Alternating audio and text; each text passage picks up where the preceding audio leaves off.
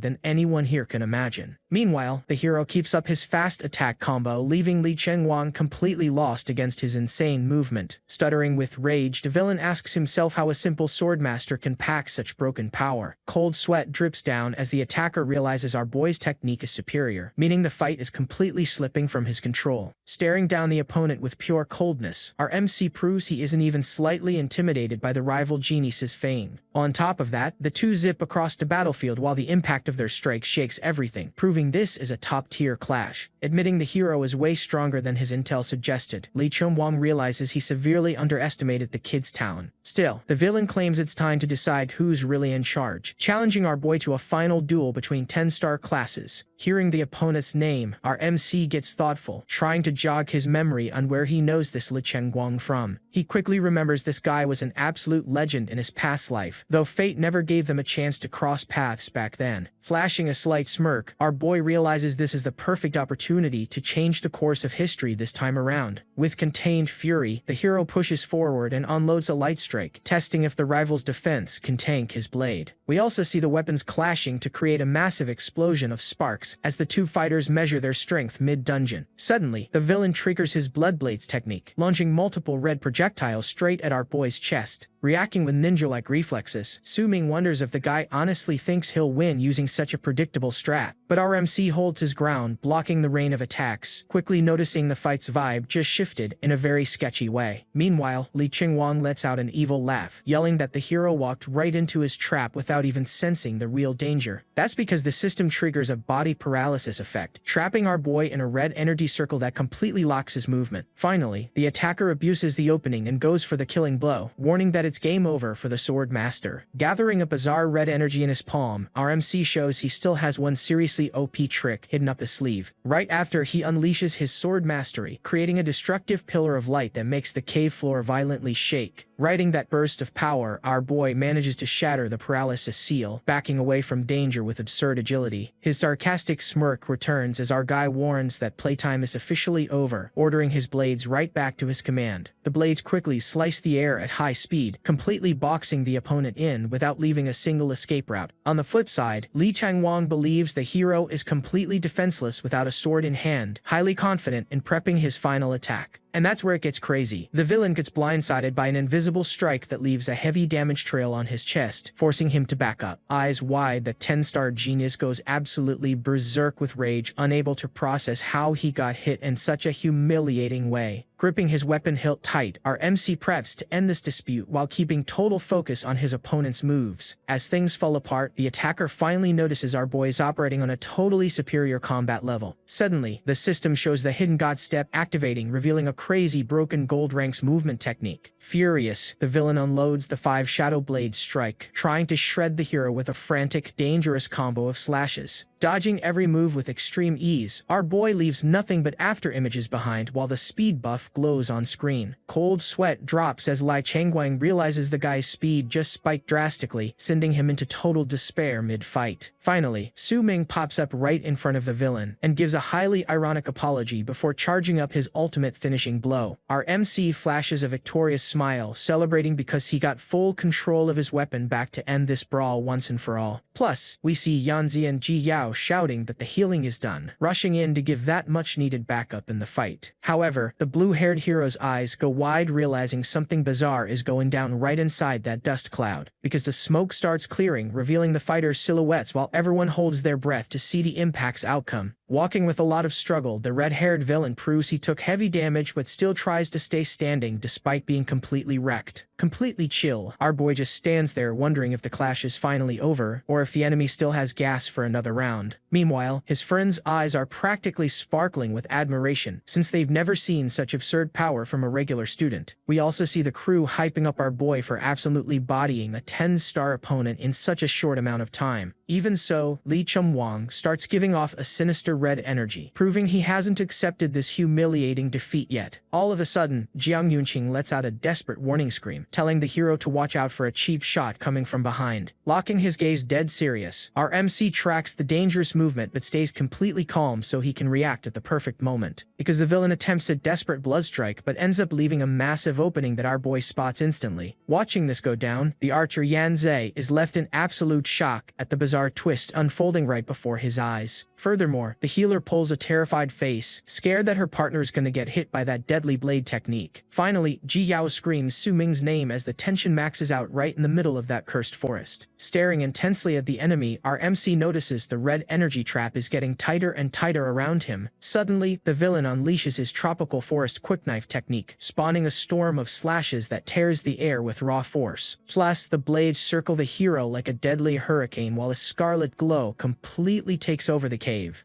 Laughing like an absolute psycho, Li Chenwang claims Su Ming fell into the perfect trap and welcomes him to his killing field. Desperate over the situation, Ji Yao tries to run in and help our guy, but gets held back by the archer Yan Zhe, who tells her to keep her cool. That's because the blue-haired hero immediately warns that stepping into that blade circle now would be a fatal mistake, with no return. However, the girl screams to be let go, stating she'd rather risk her own life than let our MC fight completely alone in there. Her eyes go wide in total shock when she hears a firm voice telling her to listen to her friend and stay away from the danger. Ultimately, our boy watches the chaos from afar, ordering Ji Yao to keep her distance since he plans to handle this his own special way. The opponent wonders how this is even possible since he landed so many hits and our boy still hasn't dropped. Just then, a voice asks if he's actually sure he hit him, and the rival realizes the speech isn't coming from the body he's attacking. A shadowy body appears, leaving the antagonist questioning if that was just some replacement clone. Right behind him, our MC spawns with sword in hand and comments that he finally noticed. He adds that the rival never expected a basic sword master to pack a skill like this, triggering his shadow sword set. This gear's skill is called Darkness Surge, adding armor-piercing shadow damage and spawning a shadow clone that deals a bonus slash with 50% normal damage. Catching on, the enemy realizes it's a skill, and since there are no sets in the rookie dungeon, he figures our boy already cleared his promotion quest. Our guy confirms it, saying he guessed perfectly. The opponent is left in shock as our MC reveals he actually knocked out that first promotion quest a long time ago. Boiling with rage, the rival realizes our boy beat him to the punch and finished the task first. Without a shred of mercy, our protagonist attacks, warning that the opponent is entirely at his mercy now. But right in the middle of the strike, something drops straight from the sky. Surprised, our boy has zero clue what's going down right now. Exploding in a blinding light, the object completely covers the opponent. From a distance, a spectator yells that it's a life-saving accessory, leaving the girl next to him totally confused. He explains it's an emergency escape item worth tens of thousands of coins and can't drop in the dungeon, while his rival just vanishes in a beam of light. Our MC just watches and comments that the neighboring city paid a really high price to protect their 10-star genius. The scene shifts, and the clock hits 2 in the afternoon. Inside a control room, an operator looks worried. Then a supervisor eating noodles asks what's up. She says the data shows multiple deaths at the 9 o'clock direction, but the guy doesn't care, thinking it was just a few squads that ran into tough monsters. Shaking her head, the operator explains the data analysis shows they got wiped out by a player from another region. Getting serious, the supervisor figures the neighboring city is up to something again, so he orders her to save all the logs. The academy director mentions that beginner dungeons are a competition between cities, and since his academy ranks the lowest, they became an easy target. Asking about the students' progress next, the report says everything is going well, with most of the teleport zones already secured. Limited footage also shows some of the cracked players already formed parties and are trying to clear the boss stage. Leading the squad is none other than Jiang Tang, the Jiang family's son, an 8-star magic hammer warrior, and the director hypes up his potential, recalling he was already level 6 hours ago. Calculating things out, since the final boss is level 12 and Zhang is leading a big group, he should be close to level 10 by now, hoping he beats the boss and brings honor to the academy. Right then, the real-time ranking analysis drops, confirming Zhang Tang is level 9, almost 10, and tied for first place with another student, Yan Zhe. Trailing behind in second and third are 2 girls, the necromancer Ji Yao at level 7 and healer Zhang Yunqing at level 8, surprising the director with how promising they are. He then asks about the student Su Ming, but the assistant reports he's nowhere on the top rankings, so the old man orders him to check his level right away. Shocked by what he sees, the guy freezes, and the impatient director asks what he found out and what level Su Ming is. Stuttering, the assistant reveals he's only level 2, leaving the director completely speechless. The data shows that after Su Ming got the first blood and hit level 2, his level hasn't gone up at all since then. Cutting to 2:30 in the afternoon, our boy is standing over a monster's body. A system notification pops up confirming he successfully took down an elite thorn-tooth beast. Breathing a sigh of relief, we see our MC is actually already level 14. Right after another notification congratulates him for leveling up and unlocking a hidden gear set appearance at level 14. Back with the squad, one of the girls points out they leveled up multiple times in just over 2 hours, and the archer adds he's already level 10 and ready to challenge the dungeon boss. The other girl mentions they need to thank Jiang Yunqing for the EXP boost skill, but the real credit goes to Su Ming for giving her the ability. Summarizing the squad's strength, the necromancer lists Yunqing's healing, Yanzi's damage, her summons for cover, and most importantly, having an awesome leader like Su Ming, telling them not to be so polite. Our boy says it's all their own power and he's just tagging along for the ride. Thinking he's being sarcastic, the pink-haired girl knows if he hadn't saved her and the archer, they definitely would have died to Li Qingwang's blade. Quick flashbacks show the fight and Li Qingwang getting absolutely bodied. Smiling, Ji Yao says Su Ming was awesome, and with their teamwork, they can easily take down the dungeon boss. Agreeing with her, our MC surprises her by revealing his target isn't the regular boss. Holding the key with a confident smirk, he announces he's going after the hidden boss, which is way more powerful, and that's where it gets crazy. The system states the item dropped by the elite Thorn-Tooth Beast was the Water Ripple Key. An explanation reveals that finding the dungeon's hidden boss requires solving 3 riddles and collecting 3 matching items. The first riddle talks about the silver moon, blue waves, and red armor sleeping in a cold abyss. Deducing the location is the silver moon in the sky. Our boy figures since there's no weather in the dungeon, the only possible spot is where the plants grow in the shape of a moon. Continuing his explanation, he points out the lake surface right behind this moon-shaped tree is exactly where the hidden boss is located. The second riddle mentions fog on the lake, iris petals as a guide, and armor guarding an ancient pact under the sand. Revealing his prep work, he says, ever since entering the dungeon, he grabbed the iris flower, the trigger item from the monkey monster area, and combined it with the key he got. The third riddle talks about holding the star-patterned key, reflecting the bottom of the lake, and a knight waiting for the light. Putting it all together, our boy merges the flower and the key into a single item. Announcing it worked, the girl wonders how he managed to solve all those puzzles. Swirling violently, the lake forms a massive whirlpool. From the bottom of the lake, a mysterious voice echoes out using the oath as a guide and starlight as a summon. Then, a huge structure starts rising out of the water. Riding a horse, a red-armored knight emerges from the cold abyss. The voice keeps speaking, telling them to break the boundary with the blue waves. Flashing a red alert, the system warns everyone the hidden boss is spawned. The monster is the Lake Guardian, the Lost Knight. A system prompt lets us know Yan Zhe joined the party. Right after, another notification confirms Ji Yao is in the party too. Now the squad is fully assembled. Making it official, the system declares Su Ming as the captain. RMC then orders everyone to get ready for battle. The hidden boss raid officially begins. 15 minutes later, a system message warns that the red-armored knight is looking for a target. Laying low in the grass, the whole squad is dead silent. Whispering quietly, the archer asks if hiding like this is really a good idea. With a nervous smile, the necromancer suggests they try again. Looking over at their captain, everyone waits for orders. Pointing it out, our boy says the knight is way too fast, wondering how they're even gonna kill that thing. Just then, the system flashes mount speed 500 points. The hidden boss's full stats pop up, showing level 19, 301 strength, and 250 constitution, among other cracked attributes. Checking the data from their hiding spot, the archer is shocked, saying even adding up all 4 of their speeds, it doesn't even reach half of the knight's stats. Even our MC is stunned by those numbers. Panicking hard, other players have no clue how a level 19 hidden boss just spawned out of nowhere in that area. Charging forward, the knight takes out a player with one swift strike. Watching the chaos, our boy notes the third wave of nearby players just got wiped out by the boss, and since they spawned it, they need to hurry. Rushing over to him, Ji Yao says the trap is set up just like he asked. Looking exhausted, she holds up an empty flask saying they burned through all the squad's mana potions to prep the slow trap. Thanking her for the hard work, Su Ming orders Yan Zhe and Yunqing to stick to the plan while the trio scrambles to their spots. Thinking to himself, he remembers he never challenged the hidden boss in his past life, and very few awakened would risk summoning it right after awakening, since you can only run the dungeon once. He recalls the puzzle solution was only found in vague records when some students accidentally stumbled on it, and he just memorized the whole thing. What he didn't expect was the hidden boss rocking a mount with 500 speed. So, he figures out that to kill the knight, they gotta knock him off his horse first. Getting ready, Yan Zhe draws his bow and fires. He shoots multiple hunting arrows right at the target. Ripping through the forest, the arrows surround the knight. Blocking the shots effortlessly, the knight takes the hits on his armor, The boss's level 5 heavy armor mastery doesn't even get a scratch. Complaining from a distance, the archer groans that his archery skills aren't dealing much damage because of that armor. The system warns that the guardian locked onto the target with the highest aggro again, yelling at Yunqing. Yanzhe warns her he pulled the boss's aggro and she fearfully confirms she's on it. Using fire, Yunqing creates a thick smoke screen. Breaking down the plan, our boy explains. Step 1 is Yanzhe baiting the boss with his long-range attacks. Step 2 is Yunqing dropping smoke in the area to mess with the boss's vision, and he praises her smart move of using fire to hide the cave entrance. He reveals they picked up this trick back in the Goblin Cave just as the knight rides straight into the smoke. Pushing slowly through the mist, the boss's vision is totally blocked. The second he goes deeper, Ji Yao triggers the trap. Summoning a whole horde of skeletons out of the ground, they grab the boss's horse. The slow trap is unleashed, and the skeletons swarm the enemy. Feeling amazed, Ji Yao thinks that if Su Ming hadn't told her, she'd never know her basic summon skill could combo with trap magic to spawn this many mobs. Trying to break free, the knight slashes through the skeletons with his blade, but he quickly realizes another skill is affecting him. Casting her spells, Yunqing hits him with slow magic and soul siphon. Step 3 of the plan, as narrated by Su Ming, is holding down the boss's horse with the skeleton trap, and at the same time hitting the boss with Yuanqing's slow magic to lock down his movements. Smiling, our MC admits he really has to hand it to their teamwork, because without those three working together, he appears vaulting right over the knight. Going all in, our boy jumps and grabs the rider. With a fierce look, he grips the boss's armor to throw him off balance, and giving it a massive pull, he yells at the knight to get off the horse. Sent flying through the forest, the lake guardian is tossed super far, crashing hard into the dirt. One of the teammates screams that they actually did it. Cheering that the boss is down, Yunqing celebrates, but our MC warns her not to drop her guard yet. He explains that was just phase 1. A flashback kicks in, showing a chat from 10 minutes ago where Ji Yao complains the plan is great, but she and Yunqing will be out of mana and unable to deal damage after dismounting him. Su Ming just says that's enough. Flashing a confident smile, he tells them when a time comes, leave the rest to him. Snapping back to the present, our MC charges with his glowing sword, declaring he's gonna solo the boss himself, and this is where it gets good. Getting into a stance, he preps his attack. Rushing the knight, he kicks off some fast-paced close-quarters combat. The first clash of their blades sends out a huge shockwave. Dodging out of the way, our boy avoids a swift strike from the guardian. Swiping back, the knight tries for an instant counter. Su Ming blocks the hit clean. The dust settles, and in the background, Ji Yao watches the brawl. Shocked by the intense fight, she's amazed Su Ming is actually holding his own solo, deciding she can't just stand there and watch. Agreeing with her, Yanzhe gets ready to help, saying he can still use his skills, but our boy cuts him off, telling him to wait. Stopping him, Ji Yao reminds the archer that Su Ming said to leave everything to him. Smiling, she says they need to trust their captain, since they have their own mission. Meanwhile, our MC activates Divine Shadow Step, coating his body in a red aura. Moving at insane speeds, he trades a flurry of blows with the knight. Bobbing and weaving, he easily dodges the guardian's blades. His eyes flash as a speed boost buff triggers. Pushing in again, he evades another attack like it's nothing. Taunting him, our boy jokes that the boss is way too slow and he didn't expect the guardian's speed to drop off a cliff after getting off his horse. The hidden boss's stats screen pops up, showing the lost knight only has 55 speed points now. Keeping up the trash talk, he's honestly impressed by how sluggish the enemy is. Landing another strike, our MC declares that a hidden boss really isn't all that cracked after all, and taking him down is gonna be a breeze. Raising his sword, he yells for the monster to go down. The slash connects right on the guardian's chest, but the attack just throws sparks, getting totally blocked by the enemy's heavy armor. Striking back, the knight drops a massive vertical slash that shatters the ground. A system alert warns that his weapon's remaining durability is down to just 7%. Thinking fast, he figures the enemy's heavy armor stat is seriously a massive headache. Blocking a heavy hit, our MC complains out loud that his opponent's heavy armor attribute is a real pain to deal with. Glaring down at our boy, the lost knight's red eyes shine through his helm. Suddenly, the boss steps back and starts roaming around the area. Looking left and right, the monster seems to be searching for something. Mocking him, our MC asks if he's trying to find his ride. Praising the knight for being smart, he acknowledges that mounted speed is his biggest advantage. But with a grin, our boy says it's too bad because the rest of his squad already jacked the horse. whinnying wildly. The horse struggles to run away. Far off, the rest of the team wrestles the horse, yelling at it to stop thrashing and telling Young King to drop slow magic on it. Hyping each other up, the archer and necromancer remember that holding down the mount is a huge deal entrusted to them by Su Ming. In a flashback, our MC explains that if the dismount plan worked, he'd handle the monster, but the squad had one crucial job. Their mission was crystal clear: hold the boss's horse down and absolutely never let him remount. Dropping from the tree, the MC launches a brutal energy slash. Our hero lands right on the dirt. The blue energy goes whizzing right past him. Fighting back, our boy counters with his howling stone blade. Rocks start flying all around our guy. Rushing each other, their swords clash one more time. Our MC then busts out sword control, launching his weapon like a straight-up projectile. Guiding the blade with his hand, he tags the knight multiple times. The weapon's durability drops to just 3%. Jumping up, he narrowly ducks an enemy swing. Our boy realizes he can't waste his weapon's durability anymore. Spotting a weakness, he notices the opponent's heavy armor is right on the verge of breaking. Glowing with a red symbol, his eyes lock onto the target. Moving at cracked speeds, he unleashes a flurry of slashes. The knight can barely keep track of him. Popping up behind him, our MC is primed for the finishing blow. Trying to block, the monster scrambles to defend. Su Ming lands a clean, direct hit on the knight's shoulder. Flaring up, the boss's red eye glows super bright. But in a desperate move, the guardian grabs our boy right by the throat. Breaking free, our boy smiles and jokes that this move really works so well against both players and monsters. While a notification warns his gear set effect just popped. Covered in a dark aura with a satisfied look, he says he absolutely loves this set. Just then, the knight winds up to hit back. But our MC uses sword control one last time, blasting the weapon square into the guardian's chest. The strike finally does the trick, completely shattering the boss's heavy armor into pieces. Only issue is, a system alert pops up saying his weapon's durability is completely gone too. Unfazed, he doesn't stop and summons his shadow blade, declaring the fight is over. Cutting away, the scene shows a clock hitting exactly 3 in the afternoon. Right after, the camera pans to the front of the Xuanjing Academy. Inside the building, a sign points out the school's comm room is currently occupied. Walking in, an older guy, Director Wang, it's greeted by someone else who points out he finally showed up. The other directors in the holo room complain he's the last one here, mocking him and asking if it's because none of his students have challenged the dungeon boss yet. Keeping up the trash talk, one of them says Xuanjing Academy always ranks dead last anyway, so it doesn't matter. But Director Wang snaps back that the dungeon isn't why he's late. Looking dead serious, he reveals he got real-time data showing outside players invaded his academy's beginner dungeon, and they haven't caught the culprit yet. Right away, one of the guys calls out Director Xie, arguing the victims died to blade skills and his genius student Li Qingwang is a master with swords. Flexing their academy's progress, the other directors brag they'll clear the dungeon soon, saying they already have squads of the boss and one is already in phase 2. Listening to all this with a worried look, Director Wang knows every second counts. Sweating bullets, he stresses that if his academy doesn't get the first clear this year, they'll only get 2 entry tokens for the Tower Society, the lowest number in history. Thinking it over, he realizes the closest player to beating the boss right now is a student named Zhang Teng. Wrapping his head around it, Director Wang concludes everything is riding on his best student's strength. Flashing back 15 minutes in time, the scene shows the clock hitting 3:15 in the afternoon. Inside the dungeon, Zhang Teng yells for everyone to push forward and burn all their cooldowns to kill the final boss. Charging at the student squad, the boss is this massive muscular beast. Glowing bright red, the monster's eye shows it's absolutely furious. The Forest King, a level 15 Jinba, absolutely bodies several players all at once. Landing a heavy hit, the creature sends a bunch of students flying through the air. Injured, Zhang Teng realizes they aren't a match and their level just isn't high enough to win. Freaking out, one of his allies regrets that they made it this far for nothing. With pure determination, Zhang Teng declares the beginner dungeon clear reward has to be his. He yells he needs to grab that final loot and avenge Xiao Homan. A quick flashback shows a text exchange where Xiao Man begs for help getting back at Su Ming for hurting her. Begging him, she asks for a hand in getting her revenge. Back in the fight against the forest boss, Zhang Teng is right about to get hit. Suddenly, a beam of light cuts through the air and the boss vanishes. Confused, the kid has no clue what's going on. The scenery around him starts breaking down into blue blocks. Caught off guard, he wonders what that is. A dungeon notification pops up, congratulating the squad for beating the hidden boss and telling all players to prep for a triumphant return. Cutting back to Su Ming's fight, he finishes off the lost knight, calling it done. run. Right in front of our MC's teammates, the hidden boss crumbles into particles. Ji Yao and the rest just stare in shock, and she says Su Ming did it. Smiling victoriously, she realizes he actually managed to solo the hidden boss. Over in the comm room, Director Wang sees a result pop up and wonders if Li Chen-Wang pulled it off. The other directors start arguing, each one claiming the win for their own academy. Left speechless, Director Wang wears a shocked expression. He freezes up completely when he sees the result. Displaying on a giant screen, it shows Xuanjing Academy as the winner, and that's where it gets crazy. Everyone in the comm room is stunned, wondering how a beginner dungeon even has a hidden boss and who from Xuanjing pulled this off. Questioning if the main force wasn't with Zhang Tang's group, they admit this year's Awakener built different. Amazed, Ji Yao shouts that our boy is cracked, while he just looks over the battle's aftermath. With a smirk, our MC sees he hit level 16, and his allies celebrate skipping 2 levels at once. A system notification confirms his level up to 16. Then, Yanzi calls everyone to huddle up quick before the exit portal opens, so they can split the hidden boss loot. He actually turns down the reward, saying he's happy enough with leveling up, and Jiang Yunxing agrees, thanking our MC for saving her life. Continuing his point, the guy explains Su Ming did everything from saving them to soloing the boss, so he'd feel guilty taking the loot. Right then, a glowing bow spawns in front of him, taking him by surprise. A screen shows the captain assigned him a level 20 ranger bow with a random enchant effect. Shortly after, Zhang Yunjing gets startled too when a reward screen pops up for her. Receiving an exclusive healer class necklace, it boosts her soul power storage and absorption. Ji Yao is also floored when an item gets sent her way. Her reward is a scroll that teaches her to summon the undead knight they just beat, with stats scaling off her own. Explaining things, our MC points out that all the hidden boss loot is tied to their exclusive classes. He goes on, saying this means he wasn't the only one recognizing them as part of the boss clear team, but the beginner dungeon itself also acknowledged their contribution. Racking up, he says without the group's help, this challenge would have never been cleared. Soon, a system notification congratulates the challengers for clearing the F-rank dungeon. Another message states the total time was 8 hours and 20 minutes, and our boy says it's time to head out. Pointing behind him, Ji Yao explains that whenever a dungeon gets cleared, it enters a settlement phase. Right behind them, a blue exit portal starts forming. Detailing it further, Ji Yao says rewards will be calculated and a portal will spawn for every living player, praising our boy for a good job. Relieved, our MC thinks about how everyone is still alive and the run was a success. A system notification confirms that at 4:30 in the afternoon, all players exited the dungeon. Outside, students start walking out of the portal, some thankful to be alive while others panic looking for their loved ones. Crying her eyes out, one girl mourns the loss of her boyfriend. Another student grieves since out of her class only 17 people survived the run. Mentioning he's the only survivor from his original squad, Yanzei and the rest feel the same, while our MC reflects on how the world got like this since the awakening. He knows this is a world ruled by the awakened, where only the strong survive, and you gotta keep challenging yourself to level up. Pondering deeply, our boy realizes that while some are heartbroken over losing friends and family, others are hyped about gaining power and cash. Concluding, this world is just wild and twisted. Showing up on a hollow screen, the director congratulates the students for surviving, calling this their first real Awaken challenge. He continues reminding them that Awaken power isn't just about cash and glory but also responsibility, love, and peace. Asking those who lost someone to remember the pain, the director tells the winners to remember their own duty. Yahello then asks our boy how he feels with so many dead students, wondering if he's happy or sad. While the director hopes everyone finds their worth on the awakened path, our MC knows those students are gonna get revived. With a smile, the director reveals the dungeon's true lesson is that all lost classmates and relatives will resurrect in 30 minutes, and just like that, everything changed. The squad is mind-blown, and Yanzi asks in disbelief if that's actually true. Confirming they're all coming back, the director watches as a stunned Ji Yao looks over at our boy. She watches him walk away, wondering how he already knew that. A system screen pops up saying the dungeon stats are fully tallied. Announcing it next, the reward distribution phase is about to kick off. The first player, Li Guangrun, killed 4 monsters and bagged 16 coins. Up next, Song Quan took down an elite mob and scored 22 coins. Having a higher contribution, Jiang Xiaoyu wiped out a bunch of enemies. Then, it's finally time to show our boy's run results. His list is massive, packed with hundreds of kills, a defeated hidden boss, an S-rank rating, an exclusive title, and 91% contribution, all while the director scolds him for being late. Broadcasting the dungeon ranking to the whole school and city, the director declares student Su Ming is sitting comfortably in first place. Looking tired, our MC just replies that he overslept. A screen shows the city's level ranking, with our hero holding rank 1 at level 16, and his teammates right behind him. Since the dungeon is over, our boy figures his school life is done too, and he doesn't need to hide his power anymore, as the gap between him and everyone else is gonna be huge. Suddenly, he turns his head looking annoyed, grumbling a, "Hey!" Holding him in a tight hug, the director thanks him non-stop, and our boy asks how long he's gonna stay like that. Tears of joy streaming down his face. The old man says he doesn't know how he did it, but he finally helped Xuanjing Academy get payback after years at the bottom, bragging that director Xie was left speechless. He hypes up their academy being number 1 among 4 cities, so our MC asks about Li Chengwang's rank. Our boy figures that so-called genius only got 3rd place because he took heavy damage midway, slowing down his boss fight. Changing the subject, the suspicious director asks how he killed the hidden boss, since his starter class is weak and he doesn't have a rich family for good gear. He keeps wondering if it was the items he gave him, but brushes the idea off because they were way too mid, replying it was just luck. RMC says he got a bunch of useful skills and items, surprising the director with the amount of loot in the beginner dungeon, also mentioning he found an awesome squad. He thinks to himself he can't reveal he reincarnated, and without their help, he wouldn't have made it. Smiling, the director says RMC isn't just an elite awakened, but a cracked leader too. He mentions other students came earlier for rewards, and Ji Yao couldn't stop hyping up his team's power, but our boy stays locked in him to tag along and he just said no. Remembering Ji Yao praising him for fighting Li Chengwang, he thinks she used to gas up someone else like that, and now he just feels awkward about it. Right after the director calls our MC and tells him to catch an item he's gonna throw, tossing a golden object that our boy catches midair, the director reveals it's the Celestial Tower Assembly token. The token has a glowing symbol right in the center, giving off a golden aura. A quick flashback hits, showing the deputy mayor getting mad over a report. Explaining the situation, the director says thanks to our MC's first place, even the deputy mayor had to give their academy more tokens, getting them 5 spots split among him and his peers. He then says it's time to explain how big of a deal this token is, but our boy just smiles and cuts him off, saying there's no need since he already knows everything. The Celestial Tower Assembly is the dream spot for a ton of newbie awakened. After clearing the dungeon, students graduate and officially enter the awakened world. Most of them can only grind in low-level dungeons, making their progress slow and sketchy. Having that Celestial Tower qualification glowing in blue changes the whole game though. Anyone holding the token gets access to a way faster training route, with all kinds of challenges and crazy loot. Looking up, our boy thinks about how in his past life he didn't get this qualification this early. He reflects on how that stopped him from pulling ahead of other players since resources were tight. But in this life, he's gonna grab every chance to prep for the future. The director then calls him by his name, congratulating him. He says our boy officially awakened and graduated from Xuanjing Academy. Finally, the director warns him that future challenges won't be like the beginner dungeon where you can just restart, because from now on, every run is a gamble with your own life. Listening closely, our boy takes in the director's words with a dead serious look. With a smile, the director says he hopes this hidden genius reaches a great future and gives back to the world. A slight smirk forms on our boy's face. Shaking the director's hand, he thanks him and says he gets it. Later, in a rich district of Xuanjing City, we see a super luxurious skyline. Pulling up to a massive mansion, a black sports car parks right out front. Someone swings the front door wide open. A woman in the living room turns as the door opens, and a guy walks in, calling for Yunqing. Hugging Zhang Yunqing happily, an older man says it's great she made it back safe, especially ranking 3rd in the academy, and praises her sister's helpers for being so capable. Smiling from the couch, the woman listens as Zhang says the credit isn't hers, then reveals a student named Su Ming gave Yunqing a hand. The old man is left completely shocked and confused. Jiang explains the helpers her sister brought in walked into a trap, and she almost wiped out too. But luckily our MC came to the rescue. Getting hype, she adds he didn't just save her, but also dropped awesome skill books and gear, helping her level up and clear the dungeon. The woman then reveals she actually tried hiring that same kid at first to help Yunqing, but they had some beef and he turned down a huge payout. She remembers his rejection, never expecting them to meet in the dungeon anyway, and figures they really owe him a big thanks now. Scratching his head, the old man notes both of them seem to really like this classmate and agrees they need to find a proper way to thank him, calling him a super powerful awakened. The old guy says he wants to meet him too, so he tells Xiaolan to look up the kid's contact info. Right as he's talking, his phone starts ringing. ringing. He picks up the call, saying he's way too busy and telling them to cancel all meetings, urgent or not. But hearing what the person on the other end says, his eyes go wide and he just asks, "What?" Stopping in his tracks, the old man demands they repeat what they just said clearly and steps out of the room. The guy on the phone reports that over the last 2 days they found out someone sent assassins to take out a ton of their people. Asking if they know who's pulling the strings, the president gets an instant answer. It was the Zhang family. After that, 2 days go by. Someone calls our boy, warning Su Ming he's set to head into the Celestial Tower realm today. And this time he can't just go solo again. Replying that he knows, our MC says he spent the last 2 days getting his gear ready and says he'll meet up with them later. While the caller agrees, his only focus right now is one thing: the Celestial Tower assembly. Recalling the director's words, he just needs to use his token to summon the teleport portal to the assembly. The guy's explanation echoes in his head, warning that this gate can only be opened by those with the assembly qualification. Thinking about the summon token, our boy holds it up in the air as the object starts glowing super bright. A system message pops up, confirming a qualified challenger was successfully verified. Right after a massive gate spawns right in front of him. Flashing a smirk, our boy faces his brand new challenge, the Celestial Tower Assembly. He looks up towards a huge building and states he's on his way, expanding his view. The shot shows this colossal, epic architecture that looks like it's floating in the clouds. Inside the bright portal light, our boy's hair is the first thing to pop through. Finishing his teleport, our MC looks up with a dead serious expression. Then staring at the massive structure, he confirms he's at the right spot. He faces the colossal 100-floor tower, the official turf of the Celestial Tower Assembly. Our boy remembers that in his past life, he only got the chance to come here super late and by pure luck. Checking out the area, he notices a ton of challengers from all over the country who scored tokens are dropping in one after another. With a little smirk, he thinks about how getting to challenge his place again is actually getting him hyped. At that moment, the Celestial Tower token finishes scanning, locking him in as Su Ming. Shortly after, he steps into the venue, but looking around, he finds something a bit off. A system voice tells the new challengers to wait in the first floor lobby, but our boy thinks it's weird because this hall looks completely different from his past life. Gazing up at the decor, he realizes that in this timeline, the place is way bigger. Out of nowhere, somebody calls his name. Turning around, he sees his squad, Ji Yao, Yan Zhe, and Yan Qing, who point out he finally made it. Our boy says they got here pretty early, but the hothead snaps back. They've been waiting forever, asking why he never sticks with the group, though he defends himself saying he came right when the text told him to. Asking if they even planned a meetup, the squad confirms they're already friends and comrades after clearing that beginner dungeon together. The fiery girl keeps going, reminding him that from their academy, only their group got the qualification, so they better stick together for backup. But she complains they act like they forgot about her. Suddenly, someone rolls up from behind and throws a punch straight at our MC. Dodging the hit like it's nothing, he hears someone scream his name. Nearby, a bystander points out someone is actually fighting, shocked they'd have the guts to do it here. Jiao yells at the attacker, calling him classmate Zhang Ying and demanding to know what's his problem. The guy, Zhang Tong, is furious, screaming about them hurting Xiaoman and swearing he'll settle the score today, grabbing a weapon and accusing our boy of hiding like a coward in the beginner dungeon. Questioning what's going on with Xiaoman, our MC listens as Zhang Tong says he never expected him to get the assembly token too and threatens to end him right there. Super chill. Our boy tells Zhang Tong to back off, warning him that the messy drama with Ren Xiaoman isn't getting solved here today. Without warning, a system alert pops up detecting a conflict event and flashing that this is a strict no-combat zone. Right after, Zhang Tang gets blasted by lightning, as the system states any behavior messing with the Celestial Tower Assembly's order is strictly forbidden. Smirking, our MC warns Zhang Tang not to even think about running since someone above is watching, promising they'll properly settle the score once the assembly is over. One of the guys in the squad realizes that even though it looks like a welcome, they're actually being monitored, figuring this assembly is no joke. A red-haired dude is also watching the whole scene go down with a dead serious stare. Calling someone over, the redhead orders them to drag the injured challenger to the medbay, while one of our MC's teammates asks why they came here, suggesting they should wait for the ceremony and read the guide. But our boy's locked and Acta stays saying there's no need to wait in line for the guide since that's rookie stuff, and reveals the real secret is in the seats. Asking if it's his first time here, Ji Yao watches as our boy just sits down and tells her to pay close attention, explaining they just need to chill in the seat for a bit. The hothead is left incredibly confused by the instruction. He then adds that the assembly selection system is about to pop up, leaving the fiery girl completely shocked. Getting a familiar feeling, our boy braces for what's coming next. A system message welcomes the fresh challengers to the Celestial Celestial Tower Assembly's initiation run, the 104 Tower Challenge. Seeing her own screen pop up, the hothead notices the goal is to climb the tower to clear the stage, which locks in their ranking, so she hurries Yanzei to grab a seat. She wonders out loud if it's a tower climbing contest, and our MC confirms it, explaining that the higher the floor you reach, the better the final score. Elaborating further, he says if everyone reaches the same floor, the final rank comes down to clear time and challenge difficulty. The hot-headed girl realizes time is a massive factor too and that they need to jump in ASAP. Our boy agrees, explaining they're already one step ahead because the assembly uses ceremonies to test the challenger's observation and adaptability, so waiting for the guide just leaves you in the dust. Asking if the three of them want to keep partying up with him to climb the tower just like in the beginner dungeon, Yunxing says yes since she feels safe around him. But Yanzei looks hesitant, pointing out the assembly token has strict limits, so even if his family wanted to hire a carry for him, it'd be impossible. Staying quiet, our MC just listens to his friend's thoughts. After thinking it over, Yanzei decides not to join the team, leaving Yunxing surprised by his choice. He explains that back in the beginner dungeon, they leaned way too hard on our MC's power, and he doesn't want to be dead weight anymore, wanting to grind and get stronger on his own. Agreeing they need a real challenge, the hothead suggests the three of them party up to lock in a solid win rate, inviting Yunxing to tag along. Yunxing gets a little shy about the invite, but she quickly accepts with a smile, stating she also needs to learn how to rely on her own skills to level up. With everything settled, the system shows her boy pick the solo mode to challenge the tower. Meanwhile, the other screen confirms Yanzei, the hothead, and Yunxing are running the tower as a three-player squad. Watching from a distance, the redhead sees the group split up and figures out what's going down. He smirks to himself, thinking about our 10-star MC and how their duel still hasn't been settled. Right after, a system prompt announces the party setups are locked in and the 100-floor tower challenge is officially starting. Waving goodbye, our boy says he's heading out first and will be waiting to hear about their good results. The trio wishes him luck and promises they're gonna go all out too. Then, he walks straight toward the teleport gate. A system screen tags him as Challenger Su Ming, ID 001, the very first to enter the 100-floor tower challenge. Next up, the screen drops the info on the opponent he's facing on the first floor run. The enemy's name is the Furious, and our confident boy thinks this is gonna be a walk in the park. Glowing blue energy starts manifesting and taking shape. Our MC is left scratching his head at the sight, and this is where it gets good. A free-range Qingyuan chicken shows up, leaving him confused since this challenge is different from his past life, staring down at the animal's feet, then checking out its tail feathers, and finally spotting its bright comb. It's definitely a chicken. Grabbing the bird right by the neck, our boy holds the creature, wondering why the first floor monster is just a chicken. Flashing back to his past life, he remembers the floor 1 boss was a level 5 purple-furred demon tiger. The memory of the tiger crosses his mind. Figuring out this trial is completely changed, he wonders if the tower is mocking him for being a rookie. Suddenly, he notices the chicken's level is unknown, marked only with question marks. Trying to make sense of it, the bird gets mad, so he decides to wrap this up fast. Breaking free, the creature lunges forward to attack, catching our MC off guard. He blocks the strike with his arm, feeling the heavy impact. Getting knocked back, the chicken's strength takes him by surprise. Our hero is left stunned by how powerful this bird actually is. Right away, he realizes this chicken is no ordinary enemy. Sprinting at high speed, the bird kicks up dust everywhere it goes. Glowing with pure rage, the animal's eye signals real danger. Launching straight at him, our boy concludes this chicken is built different. Meanwhile, outside, the opening ceremony for the Rookie Challenge wraps up. A giant screen announces the 100-floor tower teleport guide is next, but a girl in the crowd looks confused. She and others notice a floor ranking is already on the board with Challenger 002 in first, wondering how someone is climbing when the run just ended. Confirming the top spot is Li Qingwang, Wuyang City's 10-star genius who already cleared floor 2. The board reveals he's known as the Blade Maniac. Back in the fight, our boy draws his blade. Slashing at the chicken, he cuts a few feathers, but the bird doesn't even flinch. Pushing forward, the animal is locked in for another strike. Dropping a massive peck, it hits the ground with terrifying force. Using Stealth Step, our MC is amazed by the attack speed, which moves fast as a bullet. Gaining a speed buff, he charges straight at his opponent. Trading blows at crack speeds, they leave a trail of destruction behind. He figures out the explosive power of the skill is seriously heavy too. Swiping with its claws, the chicken tries to tag him, but he dodges. Our boy easily sidesteps the incoming hit. Without warning, the creature boosts its speed using a special move. Moving so fast it turns into an energy projectile. It slices through the air, attacking from all angles. Taking a hit, our boy feels the raw power of the strike. He realizes the attack was way too fierce and his current sword draw and sword control skills just aren't cutting it here. Knowing he needs to find a weak spot, he understands dragging this fight out will only waste time. If that happens, the head start he got from entering first will be completely gone. Then he remembers he can test the new skill he got from dropping the beginner dungeon hidden boss. Glaring back, the bird is primed for one more assault. Getting into a stance, our MC preps his counter. Ducking out of the way, he evades another strike from the chicken. Launched into the air, the bird gets sent flying by the impact. Smirking, he spots the perfect opening right as the creature is about to land. The chicken readies itself for a fresh dive. Unleashing a heavy swing, our boy strikes with his sword. The blast is so strong it knocks our MC backward. A skill description pops up, explaining that Sword Tomb summons a giant blade from the ground to deal massive damage. Our boy wonders if the hit actually connected, but he is left completely shocked looking at the chicken. Stepping out unharmed, the bird proves the attack didn't work at all. Getting annoyed, he thinks this fight is never ending and the chicken's power is way too cracked for a floor 1 mob. Suddenly, an idea hits him. He asks himself if this creature is really just a regular chicken after all. Flying right at him, the animal is locked and loaded for another hit. Slamming his blade into the dirt, our hero braces for impact. As the bird closes in, he senses something is off. Staring the chicken down, the guy clearly has a plan ready to go. He busts out a chicken immobilization technique. Flashing a quick smirk, he thinks it's exactly what he expected, and strikes it with his sword. A little wiki pop-up explains the trick, calling it a stress-induced play-dead defense mechanism in chickens. Congratulating him, a system message confirms the first 4 challenge is officially cleared. Thinking about the run, he realizes the chicken's strength was way above its original level. He wraps it up, deciding the test wasn't about power but brains, and this timeline's 100-floor tower is super interesting. Walking up to the scoreboard, he sees Li Chengwang currently holding the top spot, confirming the Blade Maniac is first. Our boy notices other challengers are climbing too, meaning his head start is totally gone. Grinning, our boy actually finds this setup pretty cool. That really fires up his fighting spirit. Stating his goal, he declares he's locked in to take first place in this tower climbing speedrun. Over on the big screen, the host is breaking down the rules. She reveals the real trick to entering the 100-floor tower challenge is using the seats on both sides, which act as standalone login points for the challengers. Wasting no time, the virtual girl asks all competitors to take their challenge seats. Panicking hard, the crowd realizes the long opening ceremony was a trap and they got clowned, so everyone scrambles to find a spot. Yelling loudly, one competitor says this race is a fight for every single second. Another guy complains they could have entered the tower from the start, figuring out that's why the Blade Maniac is already ranked, and tells everyone to check the board. Flashing the stats, the screen shows the number 1 spot, Li Chengwang with ID 002, already clear floor 6. The kid is left mind-blown by how that even happened. Suddenly, Riking updates with a team in 3rd place, shocking a challenger who sees a squad is already climbing. He can't believe so many people figured out the seats for the actual entrance. Right then, the board blinks again and a guy points out that number 001, the very first to enter, finally showed up. Dropping a prompt, the system says the title reward has been claimed. Smiling wide, our MC says that's exactly what he wanted as the title Slaughter God pops up. Updating again, the board shows the Slaughter God in 3rd place for clearing floor 1, leaving someone wondering if that's a title. Then, a notification pops up for him to claim his first floor clear reward. Seeing the prize is a custom title, he gets a little confused. Already on the 2nd floor, he questions what's the point of this loot. At that moment, he remembers things went down differently in his past life. Recalling the old timeline after killing the floor 1 guardian, the reward was a tiny wooden chest with a useless healing potion inside. Knowing for a fact he didn't get a title, the system then asks him to input the name he wants. Our boy realizes a ton of things changed in this life, wondering if it's all because of his reincarnation. Deciding there's no use stressing over it, he just rolls with the changes. Quickly, he types out the title he picked. Choosing to use his past life class name, he types in Slaughter God. A message confirms challenger Su Ming's display name has been changed to Slaughter God. Our boy wonders if this title actually replaces his real name on the leaderboard. Right then, a notification warns that the floor guardian just spawned. A level 3 flying bat materializes right in front of him. Glaring at him, the creature gives off a menacing vibe, but before it can even make a move, the beast is sliced into tiny pieces, destroying the mob in the blink of an eye. Our boy dashes forward with his sword. Instantly, the scoreboard updates, showing the Slaughter God already cleared the 2nd floor. Down in the crowd, the other competitors are shocked, noting he passed floor 2 in just 1 minute. Meanwhile, our boy is already on floor 3, facing off against a level 5 troll hunter, finishing the monster off without breaking a sweat. Right after the third floor clear message pops up, hitting floor 4, he charges straight at a level 6 three-eyed herbivore. Unsurprisingly, the beast is also wiped out in a flash, leaving the crowd mind-blown. They talk about how cracked the slaughter god's climbing speed really is. Displaying his progress, the board shows he climbed 2 floors in under 10 minutes, closing in on Ji Yao's squad in second place on floor 5. But someone points out the top guy, Li Qingwang, is dead serious and already past the 8th floor. Our boy also notices the Blade Maniac cleared floor 8. Flashing a smirk, he finds this speedrun race super entertaining. Then he groans about the time he wasted on the first floor. Treating it like a tiny head start, he handed to the competition. Declaring his next move, he says from here on out he's going full throttle. Now on floor 5, he faces a level 7 saber-toothed Cerberus. Going all out, our boy rushes the 3-headed monster. Bodied instantly, the creature is destroyed in a single strike. At the same time, Ji Yao's squad manages to clear floor 6 after beating a giant skeleton. One of the girls, Ji Yao, says they cleared the floor safely, breaking down their setup of using her summons as tanks, while Yan Ze deals damage and Yun Cheng handles crowd control and heals. Praising their teamwork, Ji Yao gets interrupted by something. The leader looks surprised, checking the updated scoreboard. Yelling Su Ming's name, another member, Yun Cheng, is totally shocked. Pointing out how fast he ranked up, the board shows the Slaughter God in second place after clearing floor 7, pushing their squad to third. Meanwhile, the Blade Maniac destroys another monster. Finishing floor 9, he notes the mobs are finally starting to get a bit decent. Scoffing, the guy says they still aren't a real challenge for him. Remembering the rules, he knows whoever clears floor 10 first gets an extra reward. Figuring out the Slaughter God is Su Ming, the Blade Maniac doesn't get his delay on floor 1, but believes there's no way he passes him now. Claiming the extra loot for himself, he guarantees floor 10 is his win. But he stops in his tracks, confused by a new notification. Updating fast, the board shows the Slaughter God, rank 001, also cleared the 9th floor. Right then our MC is already on floor 10, primed for battle. A level 15 Furious Minotaur spawns before him, radiating raw power. In the crowd, people argue over watching or climbing, but the hype takes over and everyone starts betting on who's faster, the Slaughter God or the Blade Maniac. Taking a brutal hit, our boy gets slammed by the Minotaur. Managing to block, he holds off the creature's strike. Slashing at the monster, he lands multiple hits. Flashing a confident smirk, our boy tells the beast not to give up so soon. Taunting the Minotaur, our boy points out it only lasted 30 seconds. Raising his sword for the finishing blow, he says the monster's weakness actually helped contribute a big part to his tower climbing speedrun. Triggering Sword Tomb, dark energy explodes, completely disintegrating the monster. A blonde guy mutters, "It has to be this way," and that Su Ming forced his hand. Feeling his attack spike, our MC decides to stack both speed and power at the same time. A system notification pops up, confirming he cleared floor 10. Right as there's another message congratulates our boy for being the first to finish, locking in a bonus reward. Meanwhile, somewhere else, a heart monitor starts beeping. Checking the vitals, a nurse notices the patient's pulse is steady. Suddenly, the guy wakes up, startling the girl who yells that he's conscious. Looking around the medbay, the nurse announces the patient who got zapped for causing trouble in the tower is finally awake. Thinking about the nurses, the blonde guy gets totally embarrassed. Realizing exactly where he is, he looks up at the big screen. Spotting an empty lobby, the guy realizes every other challenger already went up the tower. Pulling his own hair, he loses his mind. Panicking hard, he screams about what to do since the main group completely left him in the dust. Whining that he can't avenge Shah Homan, the blonde kid realizes his level is never going to catch up to Su Ming's again. Realizing he acted way too hot-headed, he regrets being so reckless. Accusing Su Ming of knowing the rules and setting him up, he decides that as the Jiang family master, he needs to find a way to fix this. Right then, an idea hits him. Deciding it doesn't matter if his level falls behind, the guy swears Su Ming needs a lesson, even if he has to use his family's power. Grabbing his phone with pure determination, he claims he won't hold back. Meanwhile, elsewhere, Zhang Tang texts his family, asking to use their connections to help him take someone out. Walking up to a seat, he remembers the nurses said he needed to sit there to trigger the quest. Checking the rankings, he spots over 100 players but can't find Su Ming, and looking up, he sees Wuyong Academy's Li Qingwang in second place, clearing floor 16. Commenting that the guy is just as fierce outside school as he is inside. The kid gets startled by something on the board, left completely shocked. He looks at the number 1 spot and wonders who the heck the Slaughter God is. Displaying the top rank, the screen shows the Slaughter God already cleared floor 18, making the guy think that doesn't even sound like a real name. Back in the action, our MC is mid-battle, rushing a crystal monster with his sword. Landing a solid hit, he shatters a piece of its amethyst armor. Swiping back, the crystal beast counters with its claw. claw. The force of the strike is so heavy he gets tossed far away. Our boy admits making it this far up the tower is actually pretty exhausting for his current level. Staring down the Amethyst Crypt Beast, he faces the floor 19 boss. The big boss is a level 20 Amethyst Crypt Beast, and our boy notices the mob mechanics are getting way more complex. Analyzing the fight, he sees the main body stays buried and the surface amethyst is insanely tough. Making things worse, the underground body keeps spawning little minions up top to attack, and those annoying little mobs have defenses just as cracked as the boss. Rushing the minions, he tries to crack their armor with his blade, but the beasts are just too tanky and he ends up taking a hit in the process. Our boy concludes that if he relied solely on his old silver weapon, breaking their defense would be impossible. Luckily, he seems to have a trick up his sleeve, facing the situation dead serious. Securing the gold tier weapon chest is a bonus for clearing floor 10 first. Then, using his sublimation of all things talent, he upgraded the gold chest to platinum. Opening it up, he grabbed the Black Stone Rift Combine Sword locked behind a level 18 requirement. The weapon description reveals it's a platinum tier dual blade forged from a dragon scale, acting as both a longsword and a dagger, plus a 200% fire damage buff. He thinks using the longsword form boosts execution damage heavily, but trades off a bit of speed. Because of that, it's not ideal for dealing with a huge swarm of enemies like the one he's fighting now. With no options left, he triggers a weapon function and splits it right down the middle. A system alert confirms the broken blade trait is active, turning it into twin swords, buffing attack speed by 50%, but dropping slash damage by 30%. Wielding the dual blades, our MC knows that even with lower attack power, he can combo it with his origin sword body talent. The screen shows the origin sword body gives a solid buff to all weapons. Meanwhile, on floor 17, the Blade Maniac faces off against a giant monster, smashing the ground with a heavy strike. The creature misses as the challenger dodges just in time. Li Chengwang lands on the dirt, breathing hard. Rocking level 16, he glares at his opponent with a tense look, facing off against the level 18 giant trait. The guy admits he's hit his limit, since the monster's weakness is fire and he doesn't have a single skill like that to fight back. Striking him hard, the creature tosses him away as he realizes his level is also dragging him down. Out of nowhere, he complains the worst part is not getting a single reward that actually boosts his stats. Right then, a notification pops up saying he cleared floor 10 and got a silver chest, all because he lost a speedrun race to Su Ming. Left with no choice, he accepts the MAB reward, but opening the chest just proves his luck is even worse. Inside the box is a magic-type accessory, and the Blade Maniac gets totally furious for pulling something completely useless to him at such a crucial stage. Li Chengwang takes a massive hit without even putting up a guard. Knocked backward by the monster's raw power, he realizes he just can't push himself any further. Looking stressed, he knows that if he stays any longer, he's totally done for. So, he decides to call it quits and hits the exit button. A system notification announces that challenger number 2 chose to give up on floor 17. Meanwhile, a bunch of other messages drop, showing plenty of challengers also tapped out on floors 9 and 7. Scrolling down, the list shows more players quitting on the 11th and 10th floors. Back in the fight, our boy dual wields to slice through the little crystal minions at lightning speed. Flashing a smirk, he clearly has a plan in mind. Clearing a path, he finally manages to close the gap to the boss's main body. He then preps a skill, making his blade glow with a dark aura. Without holding back, he triggers Sword Tomb, slamming the blade deep into the crystal. Piercing right through the surface, the strike tags the monster's real body underground, and our MC calls it a coward. Then a system prompt confirms he successfully cleared the 19th floor. More alerts pop up, showing teams and players dropping out on floors 12 and 13, displaying Challenger 53 quitting on floor 14. The screen also locks Li Chengwang in 3rd place for stopping at floor 17. He checks the prompt and notes that even the Blade Maniac tapped out, admitting the tower's difficulty is spiking and hitting floor 17 is actually impressive. Remembering his past life, he knows the 20th floor is a massive turning point where the difficulty just skyrockets. Because of that, he figures his current stats make floor 19 pretty much his limit. But right at that moment, he finally hits level 20 and realizes he can bust out that nostalgic move. The image of his sword god class flashes as he preps to unleash the power he chose for this life. Stepping onto floor 20, our MC enters the rank 1 challenger's domain. He moves forward, stepping firmly onto the cracked ground, ready for whatever comes next. Suddenly, a barrage of pink energy blades flies right at him, forcing a quick dodge. Locking in, he analyzes the whole situation while under fire. Then, he busts out his sword control skill to hit right back, but but across the room a white-armored knight deflects every single strike like it's nothing. The clash of their blades creates a massive energy explosion. Knocked back by the heavy impact, our boy loses his footing. Gripping his sword tight, he's dead serious about winning this brawl. Next, he triggers Divine Shadow Step, giving his speed a massive boost. Blurring into a shadow, he unleashes a fast-paced combo on his opponent. However, the knight blocks everything effortlessly, making our MC realize his defenses are way too casual. A status window reveals the enemy is a level 25 Guardian Knight, confirming to our boy that this is a cracked boss. Glowing bright red, the Guardian's eye shines right through its helm. The monster then raises its sword, which starts flaring with a purple aura. Sensing the danger, our MC looks up in total shock. With a heavy swing, the knight fires off a purple energy wave, catching our boy totally off guard. He tries to block it with his arms, but takes the hit point blank. Completely stunned, he realizes a high-level monster skill is just way too overpowered. Launching him into the air, the purple energy blast sends him flying far away. Covered in dust, our boy admits there's no way he can block that kind of attack. With his HP flashing red, he concludes his current gear and stats just can't tank the knight's skills. Doing the math, he figures each hit shreds his health, meaning he can only survive one more at best. It hits him that even as a reincarnator, he still can't just bully mobs way above his level in the tower. Smiling slightly, he actually admits he saw this coming all along. So, he activates the Shadow Blade, revealing he only kept climbing just to test out that specific skill he could only unlock at level 20. Getting ready, he remembers that back in his past life, this was his most prideful move, the Slaughter God Strike, and he unleashes it with everything he's got. A massive burst of red energy surges straight at the Guardian Knight. Far away from the fight, Li Qingguang steps through the portal and regroups with the other challengers. Everyone in the crowd is mind-blown, with one guy calling it insane that the Slaughter God is still climbing since he got bodied on floor 10 himself. Chipping in, another player flexes lasting until floor 12, and they all agree post-floor 10 mobs are way too tough for rookies, wondering where this Slaughter God came from to run floor 20 on his first try. Shocked by someone taking on floor 20, a dude calls it out and grabs Cheng Wang's attention. The mysterious figure rolls up, pointing out that Cheng Wang actually lost to the Slaughter God. Ticked off by the loss, Li Chenwang just grits his teeth and grumbles. Meanwhile, back in the arena, the smoke from our boy's overpowered attack slowly clears out. Seeing the Guardian Knight still standing with his HP basically gone, he admits he has no choice but to take the loss since even his ultimate move failed. Our boy then taps the system screen to officially forfeit the run. Flashing an alert, the system announces Challenger Rank 1 chose to drop out on 420. Back to reality. Covered in scratches, our boy mutters to himself that he actually lost. But suddenly a voice tells him he didn't lose, leaving our MC completely confused. The voice belongs to the Guardian Knight, who explains our boy's current stats just aren't high enough to unleash that skill's true power. Left speechless that the monster can actually talk, he listens as the boss says he hopes he comes back for a rematch later. Right after that, our boy gets teleported straight out of the arena. Spawning back in the lobby, he announces his return right as someone yells the leaderboard just updated. The crowd gossips that even the Slaughter God failed, but stopping at floor 19 is still insane since the genius Li Chengwang only hit 16, leaving everyone wondering who this guy really is. Getting all hyped up, a girl decides to ask the newcomers if they're the Slaughter God, walking right up to a very confused Su Ming. She keeps pushing for an answer, but our boy denies it, realizing his stealth skill doesn't work well in the tower, though keeping his score a secret definitely avoids drama. Glancing at the board, he sees Ji Yao's squad is still running floor 14, figuring their teamwork leveled up and they can climb higher if they play it safe. Since he's done here, our MC decides to hit the next stage, explaining that hitting level 20 unlocked his second class change quest, so he's gonna grab a subjugation mission nearby. Walking up to the quest board, he gets let down seeing only F, E, and D rank missions are unlocked at his current level. After checking the spots, he takes a peek and decides he can only really pick one of them. The screen flashes his pick, Mission D17, detailing a hunt for a Python King in the Nanli District Wild Forest, paying out 10,000 Advent coins and a random platinum skill scroll. Shortly after, a system notification pops up saying he scored a Celestial Tower access token, giving him a free pass to enter or leave the tower zone whenever he wants. Rocking a confident smirk, our boy holds up his brand new token. Next up, another alert drops, confirming he's now cleared to enter the illusory realm zone. He then finds himself in this crazy fantasy landscape with a giant dome right in the middle, figuring this has to be the illusory realm. Taking in the view, he realizes it's an illusion zone tied to the tower's hub, but it looks absolutely nothing like the real world. Flashing back, a memory shows that before the awakening, the real world was just for humans, but then crazy anomalies like dragons, demons, and monsters started dropping in. Humanity had to merge with the world of awakened classes just to survive the chaos. Through massive sacrifices and endless grinding, their ancestors managed to lock down a new order in this messed up world. That's how the illusory realm zone was born, a spot cut off from the real world where humans chill in peace, while demons and beasts got dumped into other dimensions. Because of that, the 100-floor tower challenges act as the gateway opening the illusory realm for rookie adventurers. Gazing at the horizon, he remembers rumors saying the top of the tower hides the truth about the awakening, regretting he never made it that far in his past life. But with a dead serious look, he knows he's incredibly lucky to get a fresh start in this life. His main goal right now is to snatch everything he missed out on before. Then, a system window asks if he wants to head into the illusory realm since a portal just opened up. Turning it down, he says he needs to make a quick pit stop in the real world first. The system confirms his choice and pops open a portal straight to the real world. Checking out his 10,000 coin payout for running floor 20, he figures it's enough to cover an order he placed 2 days ago. With a huge smile, he's totally hyped since this is the order for his very first advanced weapon in this new life. Rolling up to the weapon trading center in the real world, a massive building, he thinks about being back here again. He grips his sword, remembering that the silver weapon he's rocking right now came from this exact spot. The blade is called the Shiwan Steel Bloodthirst Sword. Knowing the weapon is too weak for his current runs, he still loves its 6 support buffs, so he doesn't want to just trash it yet. Its effects are Crimson Drink, draining enemy blood for heals, and Bloodthirst, boosting stats by 5 points for 30 seconds after dropping a mob. Flashing back 2 days, Ji Yao calls our MC, inviting him to tag along with her, Yan Ze, and Yun Qing to buy Celestial Tower gear using their beginner dungeon loot. Our boy shoots her down, saying he's gotta do his own prep, and even when she begs him to hit the weapon trading center together, he zones her out after spotting something on a terminal. Celebrating the win, he sees his request got accepted with a 10,000 Advent coin down payment. So he thanks Ji Yao for the invite, but tells her the spot where he's buying his gear is in a completely different direction. Right after that, he steps into an elevator and hits the button for the basement. Arriving at his destination, he steps onto floor A2, basement 2B, warehouse 9S. Our boy stands inside a massive underground warehouse. Waiting inside, a woman calls out that he's running late. She stands up and asks if he actually managed to scrape together the rest of the cash. A notification confirms the 10,000 coin transfer and congratulates our boy for getting the weapon replica enhancement device. He thinks about his sublimation of all things talent, which only works once per item, and drops a totally random result. Because of that, the only way to keep his sword's buffs while upgrading it was to use the device he just bought. The gadget's effect levels up the item by copying and locking in its original skills, which also get a random boost during the upgrade. Successfully upgraded into the Shiwen Edge Bloodthirst Sword, the new Rainbow Drink effect drains corrupted blood to heal, while Bloodthirst spikes his stats by 20 points for a whole minute. Left completely blown away, the woman says she's the only one who could craft that device, asking how he found her and knew she'd succeed, since materials alone cost over 10 grand and she never expected a fresh awakened to drop that much cash, without fearing she'd fail. Our boy asks she said they didn't know each other, leaving Nahora confused and wondering if her memory is just terrible. Flashing a smile, our boy says he's just joking, but thinks to himself they definitely knew each other in his past life. He remembers she was a totally cracked weaponsmith, and that even with just an 8-star talent, her passion and insane grind took her straight to the top. In his previous life, they teamed up all the time, and the crafter helped him forge his exclusive weapons on multiple runs. The cash he blew on those collabs was astronomical, making 20,000 coins right now look like pocket change, so he knows he needs to prep early. He plans to totally take advantage of the fact that she's dead broke right now. Dropping the bomb, RMC tells Nahura he knows she's out of cash for her next weapon research, leaving her shocked as he offers a 10 grand sponsorship right now, with more to come after his next run. The smith gets insanely hyped and asks if he's actually being for real. Overjoyed, she straight up asks if he's some kind of angel, but our boy holds up one finger warning her there's a catch. He explains that moving forward, whenever he needs custom weapons, Nahura has to hook him up with a massive 70% discount. Without hesitating, she accepts the deal on the spot. Rocking a sly grin, our boy confirms they've got a deal, and that's where it gets crazy. Right after, the scene cuts to the illusory realm zone out in the wild. Arriving at Shakchuan Forest, a tiny creature is just chilling peacefully in the grass. But suddenly, the little guy's eyes go wide with pure panic. A massive, terrifying carnivorous plant pops up right behind it, ready to swallow it whole. Out of nowhere, a black blur flies past and saves the little beast at the very last second. It's our boy stepping out of the portal perfectly safe. Glancing around, he's totally amazed by the forest, thinking this is exactly what you'd expect from the illusory realm. Our MC notices the trees here are way more gigantic compared to the ones in the beginner dungeon. Mixed with the smell of the wild, he also catches a faint scent of blood lingering in the air. Then, he pulls up his map to figure out where his target is hiding. Mission D17 is a hunt for a 3rd shift level 25 scale Serpent King, a beast that already ate several tower members and packs some terrifying power. Staring south, the massive trees completely block his line of sight, making it super hard to scout the area. He realizes that since the trees are way too tall and thick, climbing them like he did in the beginner run is out of the question. However, he's got one trick up his sleeve he can try. Reflecting for a second, he admits he's not actually rocking a genuine sword controller class. But having the sword control skill, he imagines how cracked it would be to fly on his blade, just like the real deal. Smiling a bit, he thinks the whole vibe will be straight up badass. So he decides it's totally worth a shot and steps right onto his weapon. Next, our boy fires up the sword control skill, except it totally flops, throwing him off balance and sending him face first into the dirt instantly. Grabbing his blade mid-fall, he figures it failed exactly as expected, since sword flight is probably locked as an exclusive controller skill. Right in the middle of crashing down, an idea sparks in his head. He screams as his own sword drags him violently through the forest. And that's when it clicks, realizing he can't actually stand on the blade to fly. Instead, he just has to hold the weapon, use sword control to lock onto a target, and trigger a skill. Locked in, he fires the skill up again using his brand new strat. This lets the blade pull him at insane speeds, basically letting him fly right over the canopy. Cruising above the trees, our boy takes in the sick view and yells that he can see everything. He manages to spot exactly what's going down over in the south. Meanwhile, down in the forest, a portal pops open near the water, and 3 people step out. A buff dude asks for a sitrep, and another guy confirms this is definitely the D17 subjugation zone. Explaining the deal, a girl says most subjugation quests are run in squads, but this target is the only one who grabbed it totally solo. Because of that, tracking his name Shu Ming through the solo queue on the quest board was a breeze. The woman scoffs at how he actually had the guts to take a subjugation run all by himself. While the white-haired guy thinks our MC is pretty brave, the woman disagrees, calling him a clueless rookie who's gonna die to the quest anyway, so they don't even need to hunt him. But the level 27 buff guy says they gotta rush, just in case he dies too fast and they miss out on cashing in the bounty on his head. Somewhere else, a system alert drops saying Challenger Jiang Chang willingly gave up on floor 13. Looking exhausted, Jiang Tong complains about barely making it to floor 13. He realizes he fell behind a ton of challengers right from the start, mainly because he couldn't find anyone to team up with earlier. Because of that, his score for his first tower run ended up being total trash, and he knows for a fact he's dragging at the bottom of the rankings. Glancing around, Jiang notices the lobby is almost empty, figuring everyone else already started their subjugation quests, pushing him even further behind on progress. He then checks the tower leaderboard but can't find Su Ming's score anywhere. Frustrated, Jiang wonders if our MC just rage quit the challenge, annoyed that even if he hires hitmen, they can't do anything without a location. Meanwhile, a group of adventurers celebrates with one girl telling Ji Yao they only cleared floor 15 thanks to her awesome shot calling. Ji Yao thanks everyone for the grind, admitting a main tank would have pushed their score higher since her summons are squishy, but another girl says their rank is already cracked even without Su Ming's carry. Hiding nearby, Xiang Tang eavesdrops and is shocked